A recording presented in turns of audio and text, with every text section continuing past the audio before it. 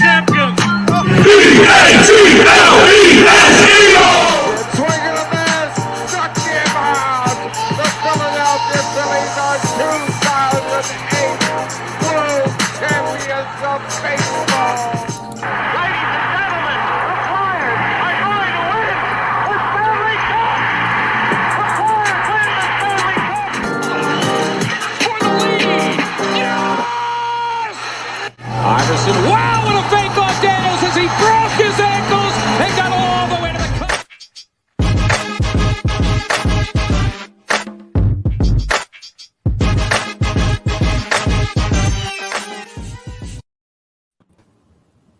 What is it?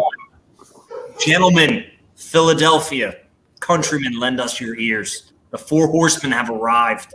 And I'm not talking the apocalypse. I am talking for Eagles football, baby.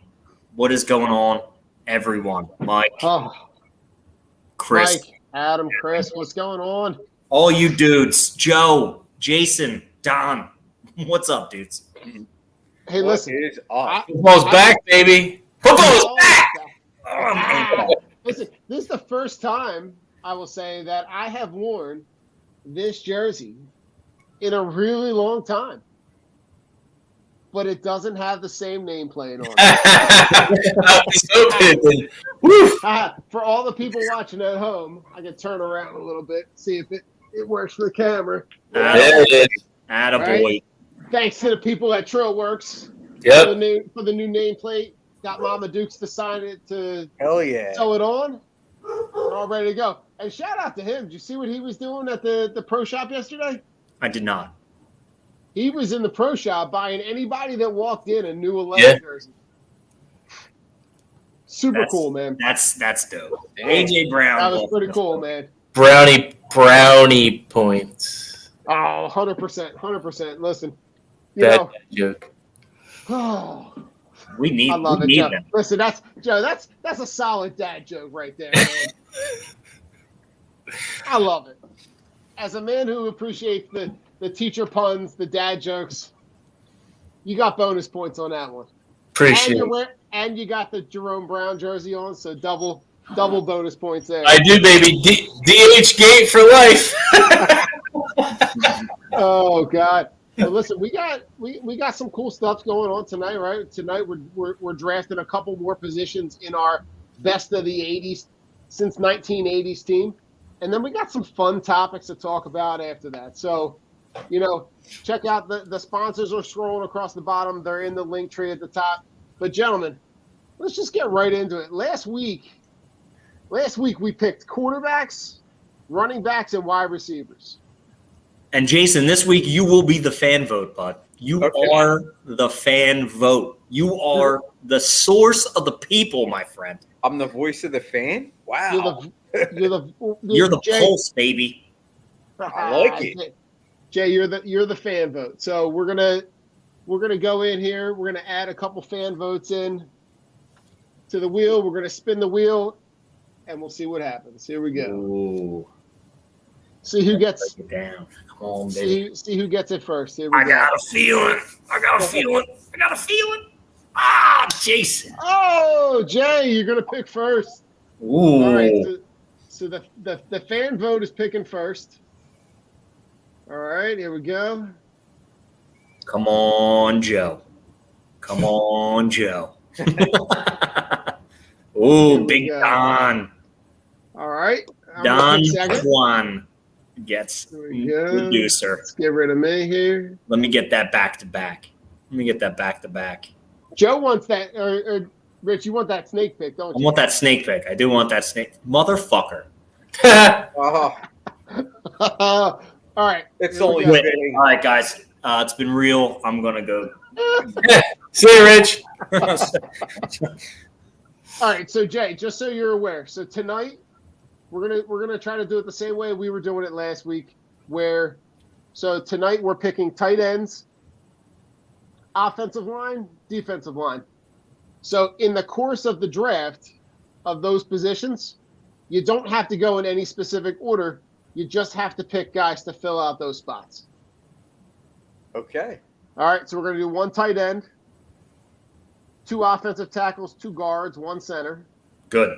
and then 2 defensive ends, 2 defensive tackles. Oh, we're going. Can we save defense? I say we save defense for another show, Don. Yeah. A bunch of good topics. That's a lot for my brain to process tonight. Yeah, I was gonna. All right. I'm not a smart man, Jenny, but I know. I've been up since 4 a.m. I was know gonna what take love- a haymaker, but I guess I won't be able to then. I know what love is. I know what love is. All right, so we'll do offensive tackle, we'll do offensive line and tight end. Yeah. We'll fill out the offense. Thanks, Don. There we My go. man. All right, so Jay, your first pick. Oh. 80s and to current. Well, I 80 to now, yeah. I knew what I was taking, but now you just took defense off the table, so I Chuck can't go Bednar. with that one yet. Concrete Charlie is off the board. So it's an offensive tackle too. Yup. 2 tackles, 2 guards, a center, and a You tight know end. what? I'm gonna just come right out, and I'm taking Jason Kelsey. Bastard. All Good right. pick. That's a good way to open it up. I mean, honestly, best center of all time for the Eagles, and he's definitely got my vote for the Hall of Fame, and he's a great dude in the city. I mean, he loves to interact with us, so I got to that's my first pick. Fair. Not even mad. All right. Fair. He's the most. I think he's the most beloved Philly athlete in the city right now.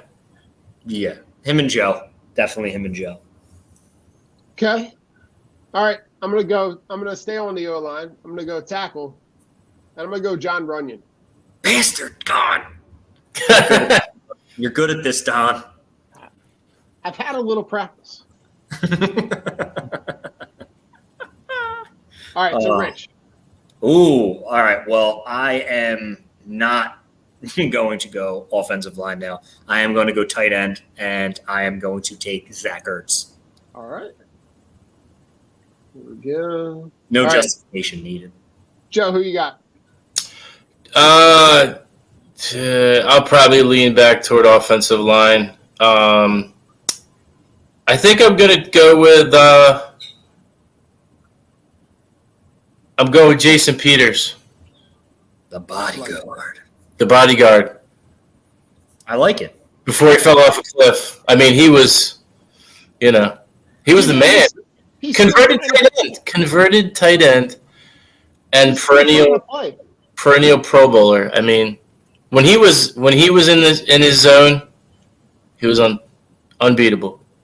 He might be one of the best free agents they brought in the last, 20, 30 years.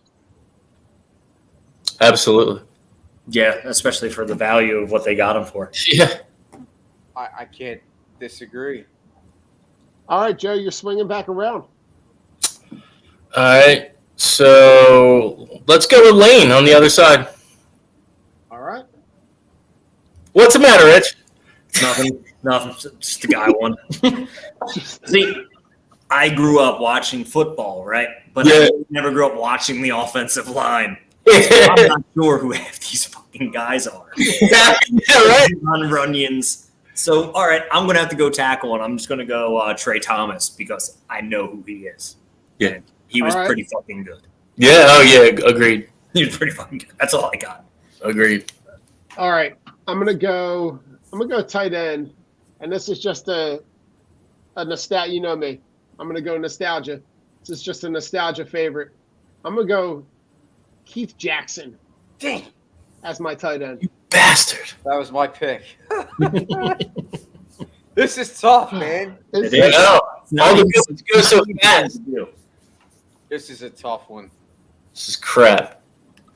Well, I guess the tackles are all gone. I don't know who I'm going to take at tackle. Jesus, I don't even know. There's a couple of guys, Jay, from the early '80s that are pretty good. I'm going to go Brandon Brooks as my guard.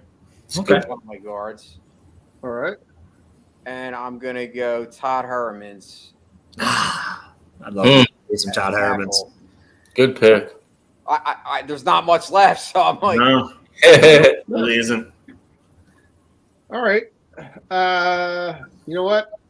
I'm going center, and I'm going to go Honey Buns. Bastard. Listen. He was a guy that anchored that original Eagles team that went to the Super Bowl. So like I just I don't know, love a big fat white guy. So that's not Jamal Jackson as Honey Buns. That is not Jamal Jackson. That is not Jamal Jackson. All right, well, give me Jamal Jackson then. All right. I'll take it. All right, here we go. Jamal Jackson. All right, and Joe, you got 2 here. I've got 2. Tight end, Brent Selleck. All right. Good call. Brent Selleck. And, oh, God, center. So you got a center and 2 guards.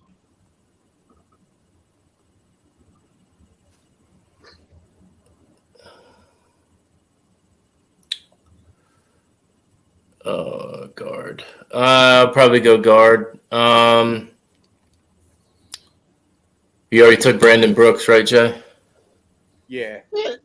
So you got some notable guys out there. You got Sean Andrews, who was for a while. You got Evan Mathis, who was good for. All right. You got Stefan Wisniewski. Yeah, that's who I was thinking. Wiz. I'll take Wiz. All right. I'll take Wiz. A guy who was traded so many times and was always good. Was a tackle, guard, center, could play well, and was always good. I just never understood why he was always traded so much. I'm gonna have to go tackle, and I'm gonna go with Jeff Stoutland's boy, Jordan Mailata. All right, because that dude is going to be good for a very long time. All right, is that back to me? That's back to me now. Yep. All right. I'm going. I gotta do. All right, let's do. You know what? I'm gonna go Evan Mathis. I'm just gonna keep it big, fat, and white. Killing me. There we go. Killing me, Smalls. All right, Jay, who you got? It swung back to you. You got 2. All right, well, I'll go Sean Andrews and Jermaine Mayberry. All right, Good. I like that. Good one. All right. Slim pickings now, guys. This It is like is. my fantasy draft. It All right. really was, Here we go. viewers. It really was. It was. All right, so I need a tackle and a guard. I'm gonna go. He was good at the end of the '80s. I'm gonna go Stan Walters. Okay. Used to sit alongside Merrill Reese. Okay. Laurel Reese. I'm going to have to go with. Is that something funny, dog? You both making fun of me. I have no idea. I'm just going to go new school. I'm going to take because this dude's a dog, and I think he has potential to be one of the better offensive linemen that we've had, and well, I mean, since our offensive line has been fantastic for the past 6 years. But I'm going to go Landon Dickerson. Give me that 6'9". Give me that big mauler. All right, Joe. You need a guard and a center. Guard in the center. Who's left on your list that you seen for? I mean, at center, you got Raleigh McKenzie and Dave Alexander, who are guys from like the 80s. McKenzie. How about Guy McIntyre? Guy McIntyre was a center, wasn't he? Tonight, he is. They got him from the Niners. He signed from the Niners. He was. Well, I think he played. You want to put him at guard? Yeah. Yeah, it just said he played. Yeah, he was a guard. Let me look. 5-time Pro Bowler, 3-time Super Bowl champ. Well, there you go. All right, there you go. I like it. Can't beat that. No, not at all. I think you have one more too, Joe, don't you? I have a center, right? I need a center. You need a center. What was the first guy's name? Alexander? Dave Alexander. Yeah. He played from he played in the 80s and 90s, right? Mm-hmm. Yeah, I'll take him. All right, Rich. I'm looking. All right, I'm going to have to go Jerry Sizemore. Ooh, I like that. Good one. Forgot Jerry. All right, I'm gonna go. I'm just gonna go new school. I'm gonna go Sayamalu. I like it. All right, and Jay, you need a tight end. Who's off the board? All right, so you got Chad Lewis, Dallas Goedert, L.J. Smith, Trey Burton, Mark Bavaro, John Spagnola. You can have Jeff So Thomason. who's gone? Selleck? Oh, So- Selleck, Ertz, and Keith Jackson. I'll go with Dallas Goedert. All right. No one giving any love to L.J. Smith. No, Big Not at all. Chad Lewis. Nah, he fumbled the Super Bowl. He He's did. dead to me. He's dead to me. It's dead to all. He's dead to me. I love it. Listen, it's interesting to look at how that, like, some of those guys at positions that it got really slim really quick when I was looking through the list of, like, guys that had played that position. But it's cool to just kind of go through the past. So Rich, you ended up with Zach Ertz, Mailata, Trey Thomas, Landon Dickerson, Jerry Sizemore, and Jamal Jackson. I'll take it. Yep. Joe, Good. you got Brent Selleck, Jason Peters, Lane Johnson, Wisniewski, Guy McIntyre, and Dave Alexander, That's a good line. right?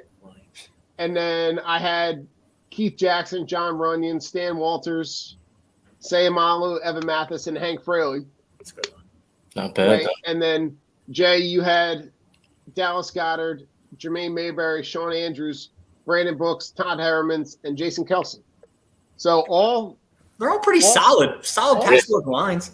right, considering we're only talking about the last 40 years of this franchise, the fact that we were able to come up with 4 solid versions of that offensive line, I think is pretty impressive, considering there are some franchises that are just not able to do that. So, Well, the crazy thing about it is most of the guys that we picked were from like 2000 on, which shows you how bad the Eagles lines were previously. So true. Remember those offensive lines that played with Cunningham? I mean, that's probably part of the reason why we ended up losing Cunningham. That 2 years. I remember Bryce Pop. Remember when Bryce Pop popped his knee, and that was like the season just went down the tubes. that one hurt. I think that was the year we had like the best defense, and I still consider it a top defense of all time. I mean, even though we didn't win a championship, like that defense was ridiculously good. Like, who could stop them? That was hard. I think they were one of the only defenses ever to be number one against the pass, against the run, and against the points. Like, to all three. I think it's only happened 3 times. Does anybody remember, just a random football fact, the last number 1 ranked overall offense and number 1 ranked overall defense to not make the playoffs? They ranked number 1 In both? in both This in team. the same year and did not make the playoffs. How deep are we going, Rich? We're going back. It was between, what was it? I would say about 6 years, 7 years. Hold on. Number 1 ranked offense and number 1 ranked defense. And Within they the did- last 6 or 7 years? Yeah. Saints? No. Dallas. No. Giants? Go out west. San Fran. Chargers? The Chargers. The one year the Chargers had the number one offense and the number one defense. And they missed the playoffs. Phillip Rivers led. I was with Rivers. Phillip Rivers, Ryan Matthews, and that whole crew. Yeah, they ranked number one in defense and offense. Defense that year? Wow. And they did, and I think they were the number one. Yeah, the number one scoring defense in the league and the number one scoring offense in the league, and they did not make the playoffs. I think they didn't even have 10 wins, which is fucking insane. That just shows you how wild. How wild! It was like, remember that year where they were losing games? I think they lost like 7 or 8 games by 1 point. They couldn't win. The AFC West, I feel like, is going to be like that this year. It's going to be insane. I'm just so excited for Jason to be here, for Joe to be here, Don, for you to be here, because training camps are in full effect. Like this is what I've been waiting. Like I'm seeing all the news pop up like on my phone about all the different players who are getting put on PUP or just the NFI or the contract talks. So they're not doing holdouts, they're doing hold-ins. And I'm like, this season is here. I'm like, we can actually talk football because it's not months away. Well, I just love football, and I'm so excited. Rich, you're also getting like the little highlight clips from training camp. Yeah, gas me up on Michael Thomas. Shame on you. Well, Michael Thomas is out here cutting. Okay, he's still on the PUP, and just wait. My man's made of glass. Hasn't played in like 583 days. Let's chill. Let's chill there, Holmes. Oh God. Well, speaking of training camp, right? Like one of the things, Joe, you brought up at the very end of the show last year was talking about how much this team has grown from the roster that ended the season last year, right? So, like looking at a couple of the position groups, right? Like the last year, right? Just the start of quarterback, right? Obviously, you have Hurts. I feel like that room is a little bit stronger. You don't have Joe Flacco, who ended up being, I hate to say it, RIP for Joe Flacco and his career not panning out to being that's a lot. Don, I'm not gonna lie, it's just weird that you spent like 30 seconds talking about Joe Flacco. I think that's Don. It's a little too much. Cut it out. He's a local guy. Come on, cut him a break. Rich, this time last year, Rich, we were trying to convince Oscar to buy a number 5 Joe Flacco Eagles jersey. He said he was going to start. He said he was going to start.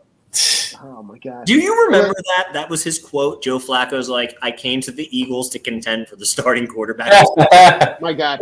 It's like, do you remember last year when you were on the Jets and couldn't throw the ball 2 yards down the field? Because we remember. And then they traded him right after he said that. Because he wasn't a locker room guy. Because he's a dickhead. He's like, I'm not going to talk to you. It's like, Joe, come on, bud. The irony and all that is like we had that show on like a Tuesday, and that Thursday when they played was when Flacco throws the pop pass to Quez and he runs for a touchdown. Yeah, 70. It was like 75 yards. I'm like that, and I couldn't see it because I forget what I was doing. And I came back and I checked the phone and I texted my buddy and I'm like, yo, Joe Flacco threw a 75-yard touchdown pass. And he goes, it was 3 yards behind the line of scrimmage. Quez just took it like 75. I'm like, oh, yeah, that's Joe Flacco. I'm just making sure. I'm like, okay, that's the Joe Flacco I remember. Thank you, Quez. Right. Now what are your feelings about Flacco or about Flacco? God. Don, I'm not talking about Flacco Jesus anymore. Christ. Man, Don, you can't stop. Good God. All right, Jason, take over, please. Take over, Jack. I'm not doing it. I'll be back. I'm not doing it. About Hurts. What are your feelings about Hurts going into the season? Who are you talking to me? Anybody. Jason, you go first, bud. You're the guest. Jay. So those that know me know that I'm probably I'm super high on Jalen Hurts. I always have been, but I'm not one of these guys that thinks he's automatically going to become, this superstar quarterback. I'm high on him because I love the intangibles that he has. I think Jalen Hurts is, intriguing to me as a player. I know a lot of people out there, I see a lot of hate for that type of quarterback. Like, I'm seeing a lot of stuff going around right now about Lamar Jackson, like, the fact that, quote unquote, he's not a good passer, but there's a lot of metrics that would say otherwise. If you believe in metrics and you believe in analytics, a lot of the stuff shows that he can pass. I watched the season that Lamar Jackson had where he pretty much threw 36 touchdowns. I believe he had under 10 interceptions and basically was the MVP of the league. Yes, he hasn't been done well so far in the playoffs, but he's still young. Jalen Hurts, I'm not saying he's Lamar Jackson, but what I am saying is I think Jalen Hurts with weapons, you could see a great improvement. Now, that's all up to Jalen Hurts and obviously what he's done to better himself as far as his deficiencies. I think a lot of people throw around the term he doesn't have arm strength. I'm not necessarily sold on that situation. I don't think it's necessarily the arm strength that he doesn't have. More so, it's the ability to read the defenses and get the ball out quick. I think that's where he struggles. And I think what his biggest problem is, and it probably goes back to his days at college, is that if he doesn't have his first read, he always tends to tuck the ball and run. And I think that's something that he needs to work on. And I guess going into this preseason, I was kind of like bringing up the point, and I brought this up on another show, that I understand that Jalen Hurts is your starter and you don't want to play your starters in preseason, but I'm the kind of person that believes that how is somebody going to get better if you continue to let him do that same thing that he does where he runs? Why don't you start having him drop back and just chuck the ball quick outs and start learning how to be that kind of quarterback? That's the way that you're going to improve it, not by trying to make him play hero ball all the time, which we saw Carson Wentz do that all the time. And where did that get him? I mean, Carson Wentz was often injured. And I guess my whole premise on Jalen Hurts is that I want to see what he does when you gave him a wide receiver one. Right. I mean, let's face it. He's basically, last year he had Devonta Smith, who in the beginning of the year was hurt, but Devonta Smith was basically his only weapon. Besides, I guess, the tight ends, I know people argue, they had Zach Ertz and they had Goddard, but Goddard was hurt too a lot last year. That's the one thing about Goddard that I'm still, and the fact that he is not 1,000% sure-handed. He does drop a lot of easy passes. Well, no, you're spot on. So, but I think A.J. Brown to me is the best wide receiver this team has had since Terrell Owens, and they only had Terrell Owens for 1 year. And A.J. Brown, like a lot of people, I think, are sleeping on the fact that they don't really consider him a top-tier wide receiver. And I think he's a guy that has potential to be top 8 wide receiver in the NFL. He's already shown the numbers. It's a bad argument for people to say that he is not a top 10 because what they're looking at is volume. They're going to say, okay, well, he hasn't had 100 catches. He hasn't had this. He's had over, 6 touchdowns, I think, every year that he's played, except I think last year because he was hurt. He constantly can hit. I mean, hitting the 1,000-yard threshold now in the NFL is a joke. It's like 68 yards or like 70 yards a game, and then you can hit it. It's not that hard to do. But you also had a guy who's coming from Tennessee that had Derrick Henry. So what is your number one option going to be? Run the ball 30 times with Derrick Henry. Good luck trying to tackle it. That was their game plan. But you look at the efficiency that A.J. Brown brings to this team, and he goes to a similar situation with a better quarterback. Yes, we will possibly be a run-first team because that's what we want to identify as. We have a strong offensive line. We have multiple backs that can do the job. But we also now have the wide receivers on the outside. You simplify this offense a little bit more to play to Jalen Hurts' strength, but you have A.J. Brown who can perform, who can go 4 for 151 because he can take a slant across the middle to the house because he's another motherfucker is built like a brick shithouse. Like you're going to hit him, and if you don't hit him square, he's going to break that tackle. It's just what he's going to do. You've seen him do it time and time again in Tennessee. I love the fact that they went out. They didn't get a speedster to complement Jalen Hurts because that's not the game. His deep ball, we've seen it. There's not To me, the deficiencies with Jalen Hurts, it's the touch and not throwing the ball in the windows that his wide receiver can get it. Is that arm strength? Is it touch? Is it the velocity of the passes coming out? I don't know, because like Jay said, he hasn't had two complementary wide receivers with two guys can run any route in football. Slim Reaper is going to be the best wide receiver the Eagles ever had. It's going to happen. AJ Brown is going to be an amazing complementary piece. That's how much higher I am on Slim Reaper than AJ Brown. But I love them both because you have two guys who can run any route, who can get open. And I think this is what helps the progression with Jalen Hurts of, like you said, Jay, getting the ball out. Why is Tom Brady so good? Why can Tom Brady play for 50 fucking years in the NFL? Because he throws the ball in less than 1.4 seconds. The ball comes out, ball comes out. That's what Jalen Hurts needs to do. And like you said, Jay, he does need to play at least one game, at least 3 series. And like you said, drop back, throw, drop back, throw, drop back, throw. Break him of that cycle of, oh shit, first option, no, run. Break him of that. So give him those 2 guys for a series and let him just pass. Let him throw the ball. Or fuck it. Give him the other guys. Give him Quez and I was going to say Jalen Rager.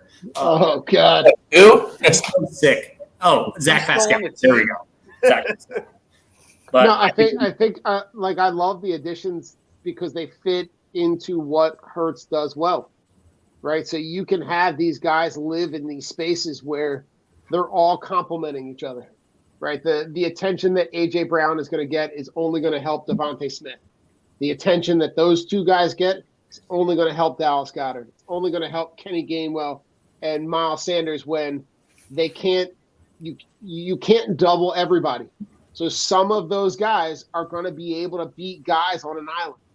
So I'm looking at the additions to this offense. Like if we look at just that one wide receiver room, right? The fact that you've now slid J.J. Arcega-Whiteside further away from being relevant on the field, if he even ends up making this roster, the fact that you even slot Jalen Rager further away from being relevant to getting on the field. Further away from the stadium would be best. If he's even on the roster, right? I think you look at the fact that now you're looking at A.J. Brown, Devontae Smith, Zach Pascal, and Quez. That to me is like when you compare them to last year when you were looking at Devontae Smith, Quez Watkins, J.J. Arcega-Whiteside, John Hightower, right? The quality of player at that wide receiver position is so much more elevated with just that one addition. Everybody else slides in differently, and I think Zach Pascal is going to play more of a role in this offense than a lot of people are kind of. I think a lot of people are sleeping on him. I think he could be a guy that slides into that slot, or maybe they go 5 wide, maybe they go 4 wide, and he's that last guy on the field. But I love where this offense is in terms of you put all the pieces in place to be able to see if Jalen Rager has what you need, because he's going to be up for a contract soon.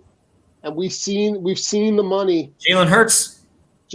I mean, okay, you said Rager, and I'm like, Don, there's a lot of Flacco, and you want to extend Jalen Rager. Put the Kate Mays down, Don. Jesus Christmas. But like that Hurts extension is going to come up soon. Yeah. Right. So you have to decide whether or not he's worth committing that money to, or whether or not you've got to start over or get somebody else in. I don't know. Joe, what do you think? Well, I always look at the glass half full with sports for the most part, Philly sports. Like you said, it's look at all the additions, look at the potential for this offense and how high it can go. But it's all going to come down to Hurts and his his mentality going into the season, and did they really, drive home the idea of, dude, you gotta go to your second read, you gotta go to your third read, you can't bail on the play after the one read. If he makes progress with that, this team should win at least one playoff game. If he can consistently do that week after week, they should win a playoff game, because you have to have those intangibles. You have to have that. We already know he can run. We already know that's a no-brainer. But he's got to be able to make that quick throw, that quick out, that slant, the touch pass, the ball on the sideline. It's 3rd and 8 in the fourth quarter, and you're down a field goal. Is he going to be able to zip that ball in there? Is the timing going to be right? Is it going to be right in the receiver's hands? I mean, it's got to be on a line. It's got to be on a rope, and it doesn't matter who you have, James Thrash or Todd Pinkston or AJ Brown. It's the ball and the touch and the accuracy. All has to be better and more. He's got to be more consistent. Yeah. He had flashes. There were some really good plays that he made last year, but you also know from watching him on a game-to-game basis that there was a lot out there that he did miss. And we'll know soon. We'll know when training camp, and we'll know in the preseason if that shit is fixed with the Alabama, the one read and go. That is not going to work. It's not going to work. So I hope it's fixed. I hope he's on track. I hope he's got the right mindset, and I hope he's going to be successful with it. But we won't know. We won't know until he gets out there and plays. But it's a little bit of a sample size at training camp to see if he's doing that, because we need to see that. Yeah. We need to see that, or I don't know. Do you give him a deal after the year? Yeah. I think you have to wait. No matter what, I think you have to wait until the season's over or toward the end of the year to give this guy a contract. You can't do it early on. You've got to wait to see what you really have, because you have a top line, offensive line, and top at all the skill positions for a drafted quarterback or a free agent or a trade going into next year, and you have all those picks too. So they're in a really good place, no matter how you cut it. Yeah, I mean, listen, their position this year reminds me a little bit kind of where the Broncos were at the end of last season, right? They were a quarterback away. So is this team at the end of this season going to be ready to commit to Hurts for the foreseeable future, or are they a quarterback away? I mean, but I think the biggest thing in their play to benefit them is that the consistency of the offensive line, right? The guys that are coming back. I'm just thinking in my head, do you think if Kansas City sucks this year that Mahomes will want out and he'll want to go? Just saying. Rich, that would be amazing. But I'd have a boner for the rest of my life. To Joe's point and to Don's point, and I don't think people stress this enough, and sometimes I think we take it for granted. But Jalen Hurts does have a major good thing in his favor, and that is the offensive line. Right. Think about all the young quarterbacks that come into this NFL that play behind garbage offensive lines. I think of a guy like Daniel Jones, who I'm not saying Daniel Jones is super talented, but Daniel Jones has also played behind an awful, awful offensive line. He's also a moron. The guy in Chicago, Justin Fields, had a absolute garbage offensive line. You could go down the list. The Jets, Zach Wilson, with a garbage offensive line. Like Jalen Hurts is blessed. He has things at his fingertips now to the point where, dude, you better succeed. You have the best offensive line in the NFL. I mean, Number one literally, there's rated no excuse. offensive line by not only by fans but PFF, who basically does rankings for all positions. Fuck Chris Collinsworth. Oh, I I'm hate sorry. fucking Collinsworth. Chris Collinsworth, man, he owns PFF. Yeah. That's who he's in bed with. That piece of shit. Yeah, I'm not a fan of him. It's great because he was so angry when we won the Super Bowl. Oh, I know. He was The Hail Mary. Oh, so angry. So angry. Sigh. But Jay, I think Jay makes the best point about the offensive line, and I think this is why I'm not as high on Hurts, because it's not like his offensive line has sucked. He's given the weapons. Right. It's up to him to put it together, and that's why I'm going to be sad about it. I won't be extremely sad about it if he doesn't work out, because it is what it is, and it's a business. We'll find somebody else. But like you said, Don, we are in an identical spot as Denver was last year to them getting Russell Wilson. Right. Will there be a guy who wants out at the end of this year that, hey, Jalen Hurts didn't get it done, we can trade Jalen Hurts and something and get one of these guys? Maybe. Or will we have to get it through the draft? Maybe. I don't know. I can't foresee the future. I just hope he puts it together before we decide to give him $230 million, because that's the going rate of quarterback right now. But at the same time, I don't think Jalen Hurts, unless Jalen Hurts comes out this year, has an MVP season and takes us to the Super Bowl, I don't think a contract is going to be warranted that high. He doesn't have what you see that Kyler Murray has, or Mahomes has, or Josh Allen has. He is not a perennial quarterback. I don't think Kyler Murray is either for the contract that he was given. But what are you going to do? Let the franchise guy walk, or are you going to pay him? But he's not up there with Mahomes, the scumbag Watson, because, guy's a scumbag, but he's got all the talent in the world when it comes to the intangibles being a quarterback. So you see these guys getting contracts. Am I all for saying, hey, let's back the Brinks truck up to Jalen Hurts' door? No, because winning one playoff game doesn't solve anything for me. It's, can you be consistent? Can you show me 2 years in a row that you did it? Can you put your money where your mouth is and bet on yourself and be like, hey, maybe we'll franchise you? But I think he still has 2 years left on his contract anyway. So it is what it is. I just don't agree with backing a Brinks truck up to a guy until he shows me. Because fool me once, shame on you. Fool me twice, shame on me. I just don't want to get fooled again.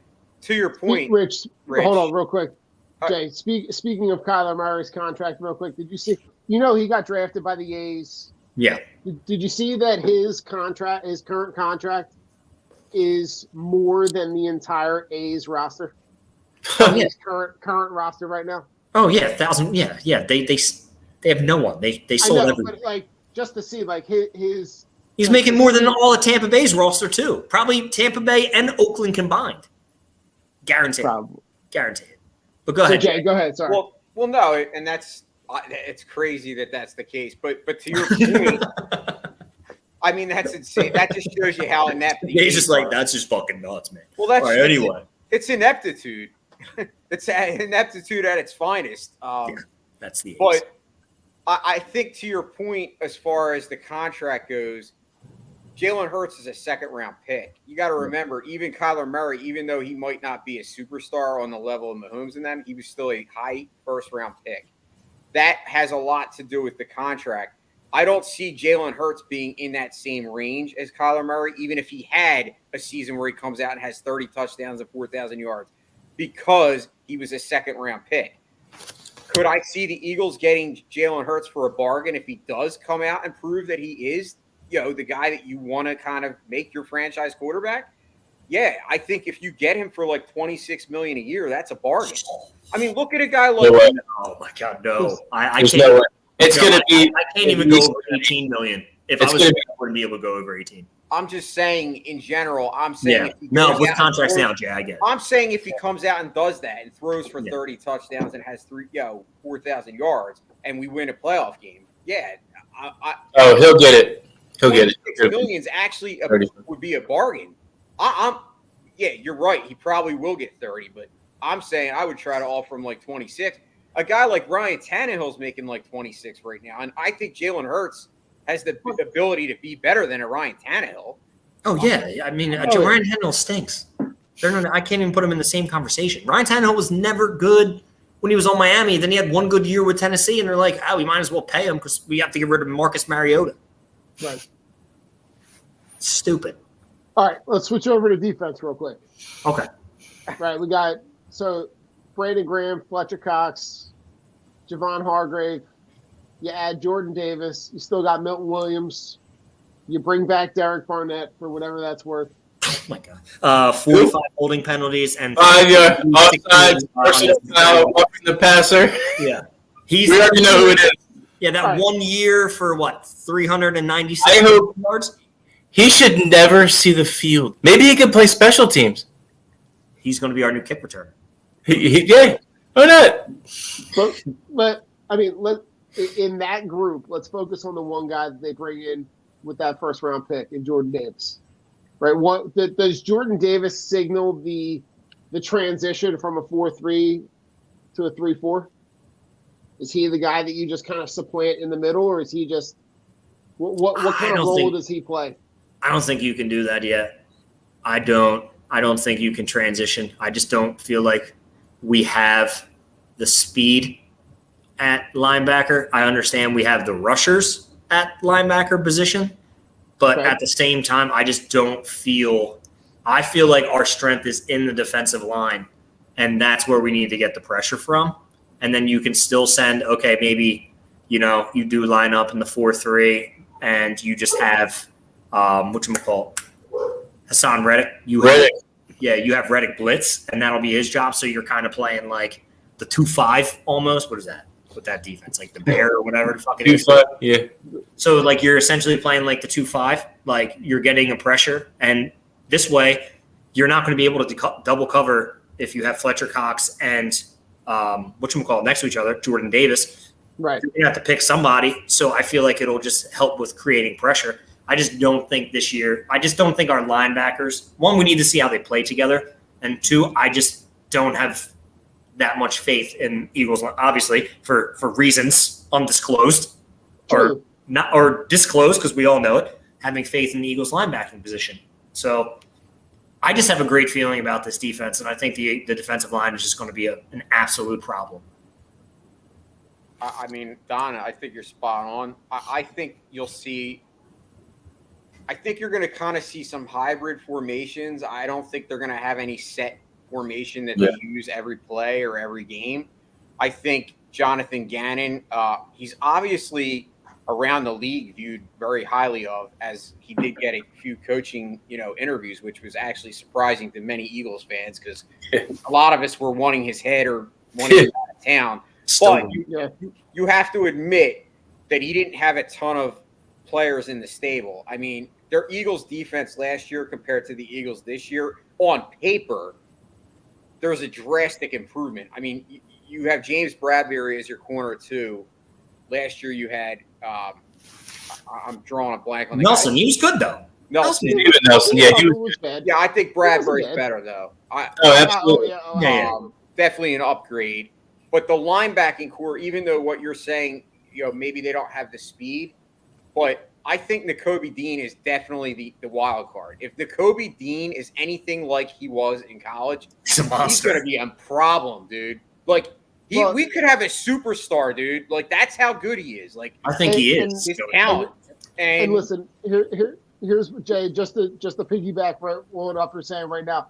Like, I'm envisioning what I saw with him at Georgia was him behind 4 humongous dudes on the defensive line, and they just consumed the offensive line, and it allowed him to run wherever he wanted on the field, right? If you can put a line together, right, with some combination, right? Imagine a combination of like Fletcher Cox, Jordan Davis, Javon Hargrave, Milton Williams, right?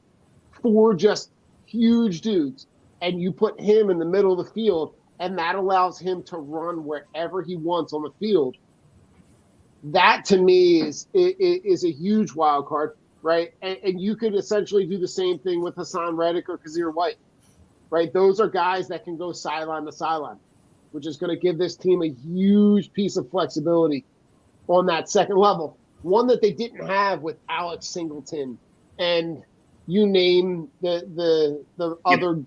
But Reddick can't cover. That's his issue. He can't cover. That's why I don't. That's my objection to the 3-4 because we have very talented linebackers, but Reddick cannot. He's a pass rushing specialist. Him having to line up, just saying against Dallas, say he lines up, Dalton Schultz lines up on his side, he's going to get cooked. Or if he's got to cover a slot receiver, he's going to get cooked. Like that's my reason. Like I think they're very talented.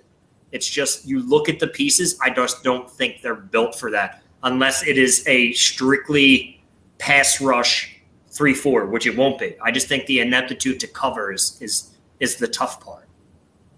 I mean, I still think they do have some good young pieces. Fucking right they do. I love Davion. I'm not discrediting their talent. I'm just saying formation is just going to be. I'm saying I love Davion Taylor though, and he can cover, and he's got a lot of speed. I fucking bum. Stop, Davion Taylor. Stop. That dude has never caused a turnover in his whole fucking football career. He's still young, though. He stinks, Jay. He's fast. Wait. He's the new version of Nate Jerry. He's literally a guy who tackles. That's it. He tackles. That's it. I get Rich triggered. Oh man, it's just Nate. If you look back to when he played, I think it was like Colorado State. Colorado, yeah. Or Colorado. Come on, man. Not one turnover. He's got one forced fumble, not one fumble recovery, not one interception. And Rich. Like Hey. He could be a Pro Bowler this year.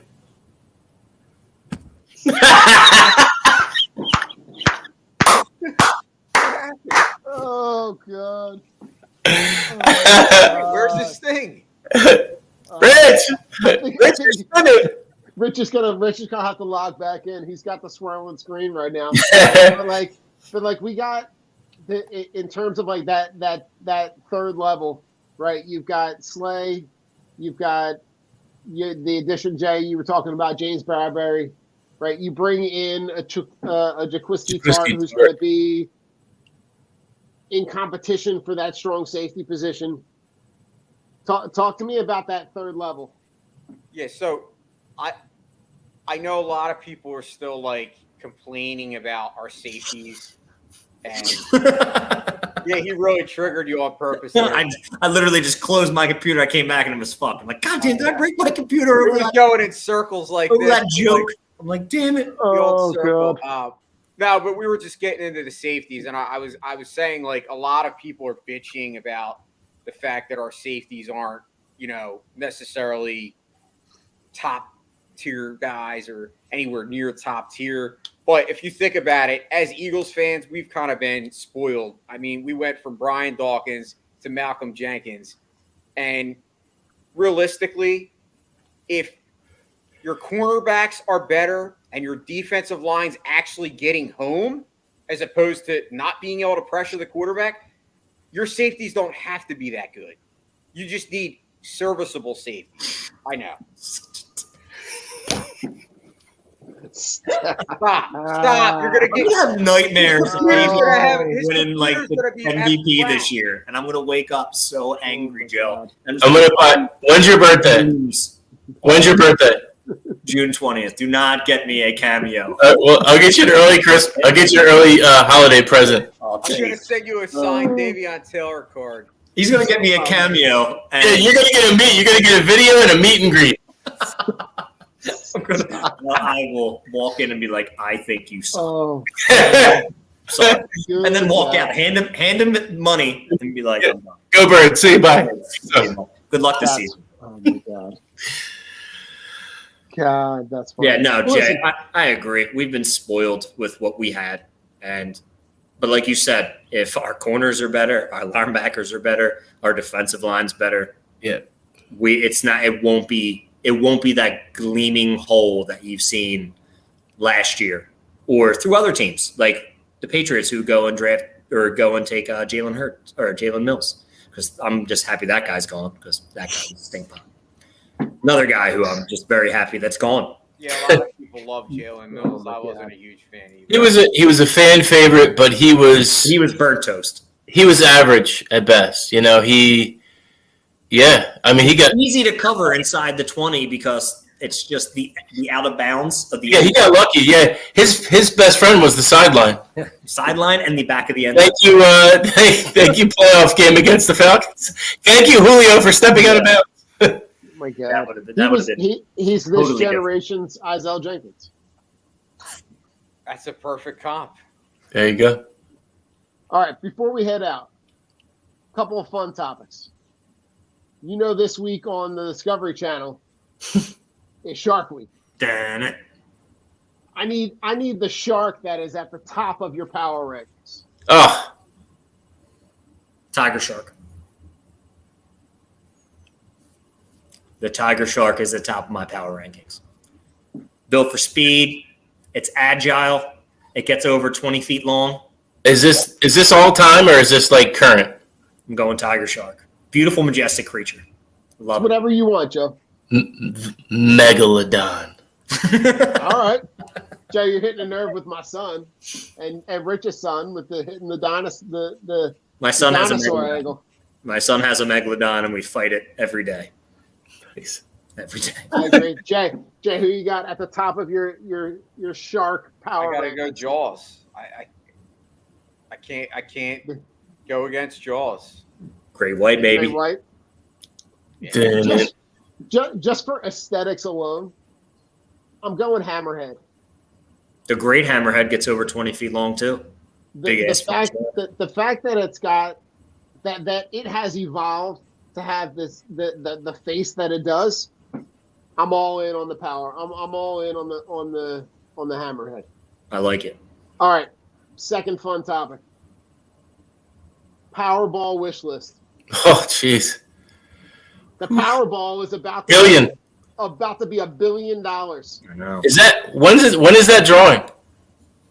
Oh man, I better go to the store. Tonight, you got about a half hour, Joe. Yeah. Is that it? I don't know. I might fall asleep on my way there. All right. You win the Powerball. What are you spending your money on?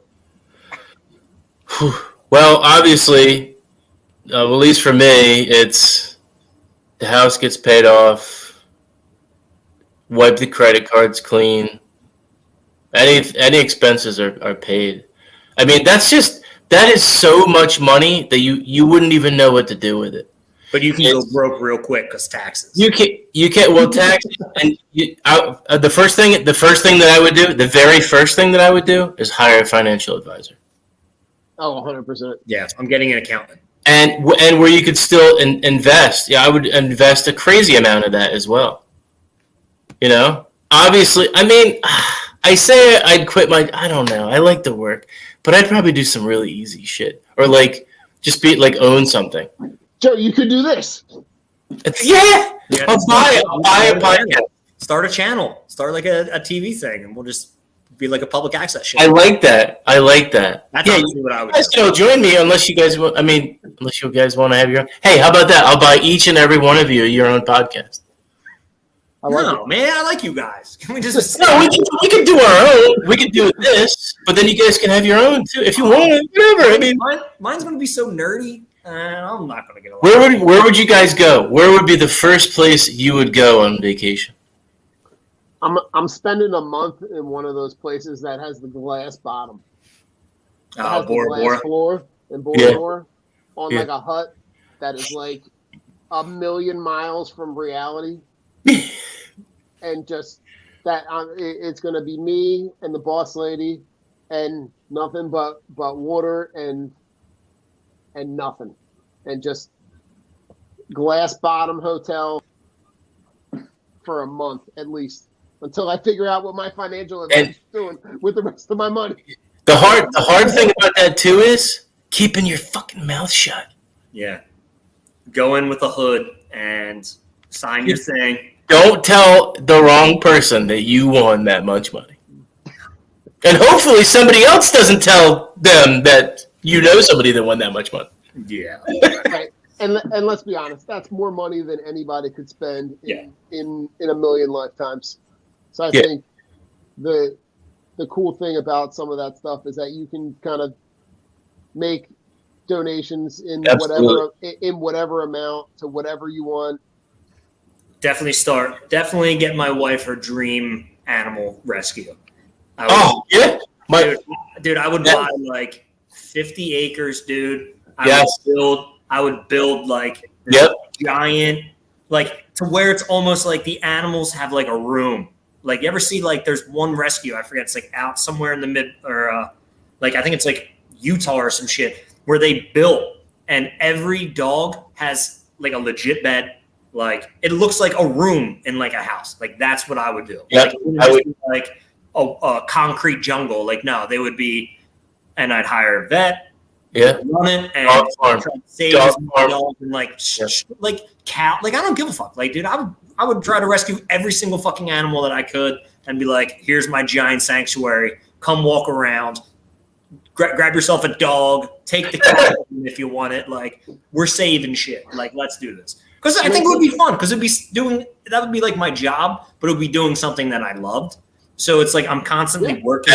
There you go. But had the financial security to be able to do that, and I know my wife would love that. So Rich, you took the words right out of my mouth. My wife always says daily that she wants to start a dog farm.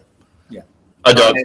Hundreds and my hundreds. wife is already planning out the backyard of where we're going to put the senior dogs. And downstairs where we're going to make the hospice area for like the little dogs. I'm like, James, we need a bigger house. So if I got this money, that's what I'm doing. And guess what? You guys want a job? I can give you like $5 million off the jump. You're gonna work for me, dude. Our kids are set. Our grandkids are set. Our great grandkids are set. Yeah. Cousins, uncles.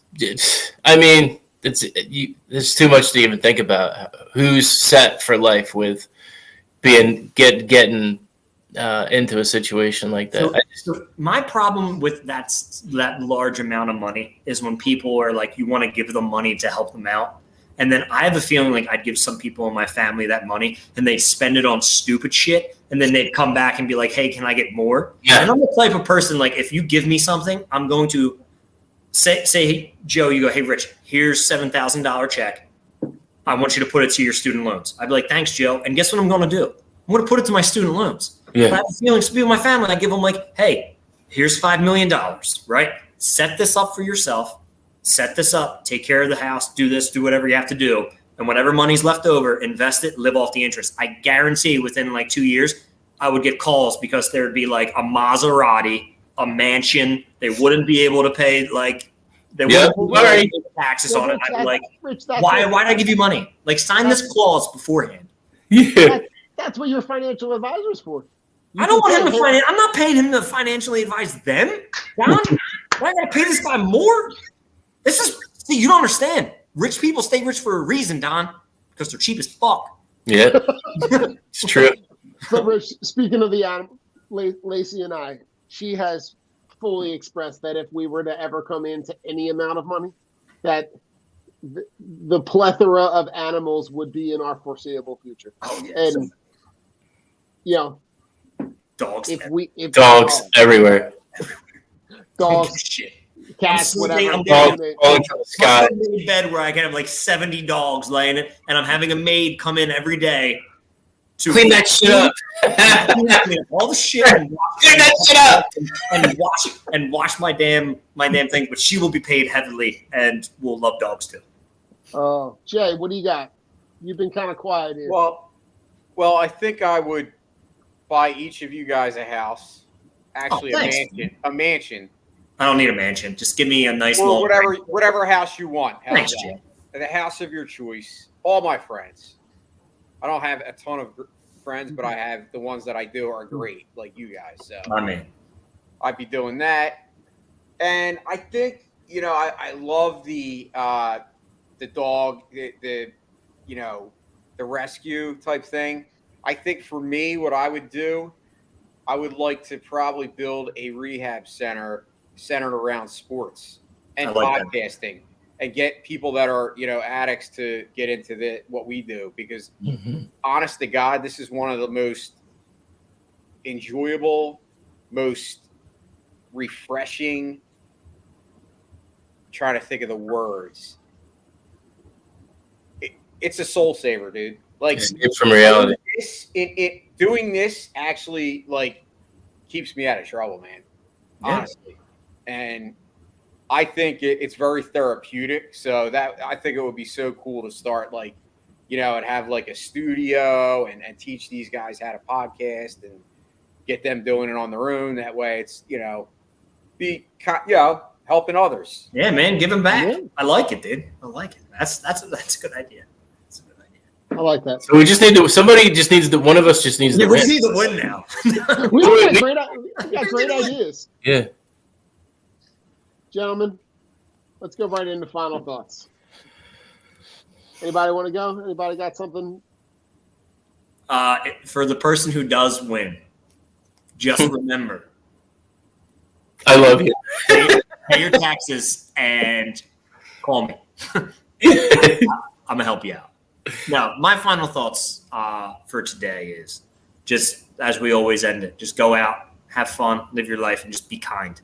I just, I got in a little fender bender on Sunday where I smashed into some geriatric old man and fucked his shit up. But the first thing I did was, hey, man, you okay?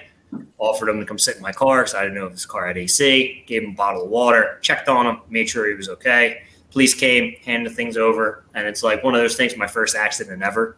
So it kind of bummed me out. But, things happen in life. And, hopefully something good comes out of it for him. Maybe my insurance company gives him he gets a new car, or because it was pretty unreliable and he was just driving to church and going to another church. I just have a feeling like things happen for a reason in people's lives, and maybe this could be a better thing for him than it is me, and I take the lump and it is what it is. But it's just one of those things, like things happen. I don't understand why people are put into like meeting Jay and meeting Joe and meeting Don. Don, you were taking this podcast light years away than what I ever could. And your hosting abilities, because of your teaching abilities, are just fantastic for being able to rope everybody in. Like, I'm watching tonight, like watching you being able to host this so well. And I'm like, fuck, Don's really good at this. And I'm glad like I gave him the keys of the kingdom. But like, this is the reason why, like I say, everything happens for a reason. People come into your life at certain times for reasons. Like, I'd never doubt that things aren't supposed to happen this way. I never doubted that I wasn't supposed to be on that road. I wasn't looking at the turn light, but it was green, but it was red, and I hit him. Like, no, like this was meant to happen. Right. Predetermined destiny, we should say.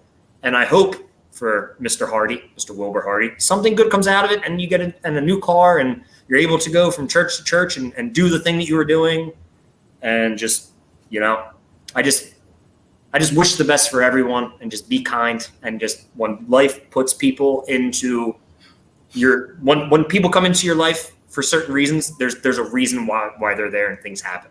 So don't question it. Just go with it. Run with it. And just run with it. And if it's something happens, it is what it is. But just don't deny that things happen for a reason, because I do believe they do. That's what I got. Joe, what do you got? Said Rich, well said. I totally agree with what Rich is saying, and to kind of spin off that a little bit, just transitioning over to what Jay has gone through, and what Jay is starting with the Hate to Feel podcast. I can't say that enough. You just don't. You never know. People put on the persona that they're fine, that everything's good, that everything's great. But, behind closed doors, they're, at minute by minute, hour by hour, they're struggling just to cope, just to get out of their own head. I lost my aunt when I was 4 to suicide.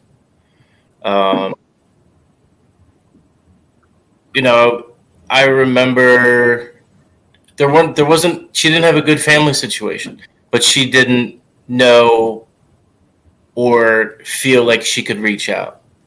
And it's all about reaching out. It's all about, oh, it's not manly. Oh, it's, suck it up or you'll get over it. Well, that's not always the case.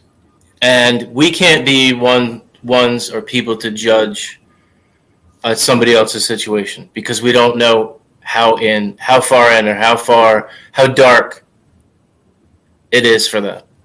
So, the hate to feel for Jay and the podcast is, I think it's great that he's doing that. And I hope that people check it out whenever they get a chance. And it's, just check on your friends, check on your loved ones, check on, anybody that you come in contact with. Even going down the street, seeing the homeless guy. If you got $1, give him $1. It's not about what they're going to do with that $1. It's just the act of doing it. Showing that somebody cares. That's it. Forward, yeah. It's all about giving. I like it, Joe. That was great.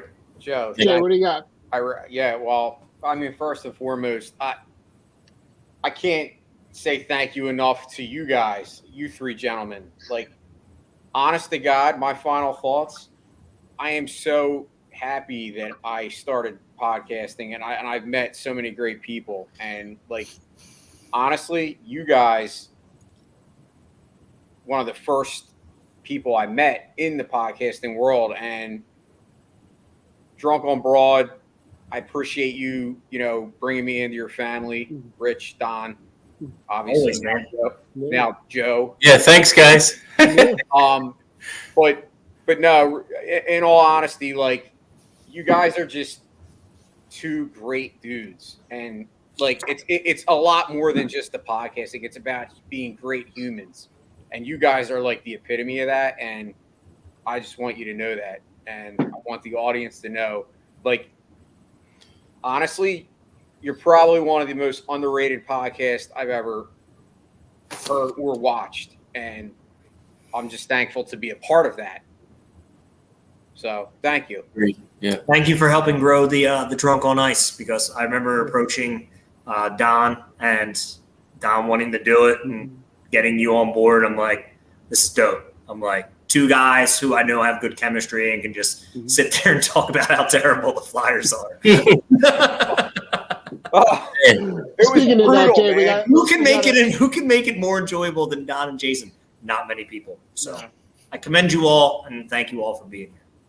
Hey, listen, and just to kind of piggyback on all that stuff, like it's always been something that we've focused on, right? Always been something that we've talked about that building that community, and that we're all trying to get to the same place where we're trying to help each other. And that's why the other day someone put out who should I follow, who should I go listen to, right? And Rich, we've got like a running list of just people that we just, every time something like that pops up, just share it out, spread it out, and that's just been something that we've always just tried to focus on. And the goal was always to help everybody else around you. What's the quote? The rising tide raises all ships, right? And we're all going to get to the same place by all helping each other. So, it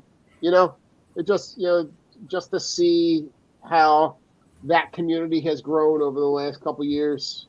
It's just been super cool. So, just shout out to everybody that's out there trying to help somebody else, trying to promote somebody else, be there supportive for somebody else. Just, if you're helping one person, you're helping enough people. So, Yeah, you are. On that note, if you want to speaking. If you want to go check out our sponsors, you go find them on that. Probably my notes. But we'll be back next week. We'll start picking some defensive players for our best since the 1980s team, and we'll talk some more. We'll probably talk some fantasy football. We'll talk some other stuff that's going on. On that note, gentlemen, if we're doing the fantasy football, Jag, you're coming back. We're going to talk about that. But first, you stuck around. You fucked around. You found out. Fuck Sean Watson. Fuck Spike Eskin. Drunk on Brawl, baby. We'll catch you next time. Hurt season. Hey.